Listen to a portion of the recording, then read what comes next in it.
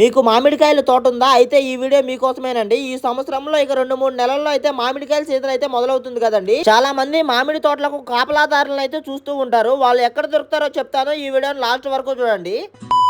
నన్ను నమ్ము నీకు చూపిస్తాను. నేనండి మీ తిరుపతి అబ్బాయిని. ఈ రోజు ఒక వర్క్ మీద అయితే పీలేరుకి అయితే బయలుదేరామండి. పీలేరుకి వెళ్లే రూట్ లో అయితే ఒక యాక్సిడెంట్ అయితే జరిగిందండి. ఈ డ్రైవర్ అయితే ఫోన్ మాట్లాడుతూ అయితే బండి అయితే నడపడం ద్వారా అయితే బండి అయితే కంట్రోల్ తప్పి కింద అయితే పడిపోయిందండి. ఎవరికి అయితే ఏమీ కాలేదు. మేము వెళ్ళిన బండి అయితే కంప్లీట్ చేసుకుని తిరుపతికి అయితే రిటర్న్ అయ్యామండి. మేము వచ్చే రూట్ లో బాక్రాపేటల అడవిలో అయితే మాకు రేగుపల్ల చెట్లు అయితే కనిపించాయండి. ఇక్కడ ఉన్న రేగు చెట్లు అయితే చూడండి, నేల మీదే రేగిపళ్ళు అయితే కాస్తున్నాయండి. అంత కింద అయితే ఉన్నాయి. మొత్తం కూడా చాలా వరకు పళ్ళు అయితే ఉన్నాయండి. ఇక్కడ రేగు చెట్లే కాకుండా రకరకాల చెట్లు అయితే ఉన్నాయండి. ఈ చెట్టు చూసుకున్నట్టయితే చూడండి, కమలాకాయలు ఉన్నట్టయితే గుత్తులు గుత్తులుగా అయితే ఉన్నాయండి. కమలాకాయ లాగా ఉంటే ఆ కమలాకాయకి సంబంధించిన చెట్టు ఏమో అనుకొని చూడండి, ఓపెన్ చేస్తే లోపల గుజ్జు అయితే సీతాఫలం పండులో అయితే ఎలా గుజ్జు అయితే తెల్లగా ఉంటుందో సేమ్ అలానే ఉందండి. రియల్ గా అయితే సీతాఫలమే అనుకున్నాను, అలా అయితే ఉందండి. ఎందుకు సీతాఫలం చెట్టు అని డౌట్ వచ్చిందంటే పక్కనే ఒరిజినల్ సీతాఫలం చెట్టు అయితే ఉందండి. అలాగే ఈ అడవిలో చూడండి చింతకాయల చెట్లు కూడా అయితే ఉన్నాయి. మీరు గమనించినట్టయితే ఇవి ఇంత అడవి రోడ్లో ఉన్నా గానీ ఎవ్వరు అయితే వీటిని కోయలేదండి. ఎందుకంటే వీటిని అయితే ఇంత జాగ్రత్తగా అయితే కాపలాదారులు అయితే చూసుకుంటున్నారు. వాళ్ళు ఎవరో కదండి, ఇక్కడ కనిపిస్తున్నారు కదండి, వీళ్ళేనండి. వీళ్ళు ఆపి మరి నన్ను ఒక సహాయం అయితే అడిగారండి. వాళ్ళకి ఇక్కడ సీజన్ అయితే అయిపోయి వచ్చిందంట.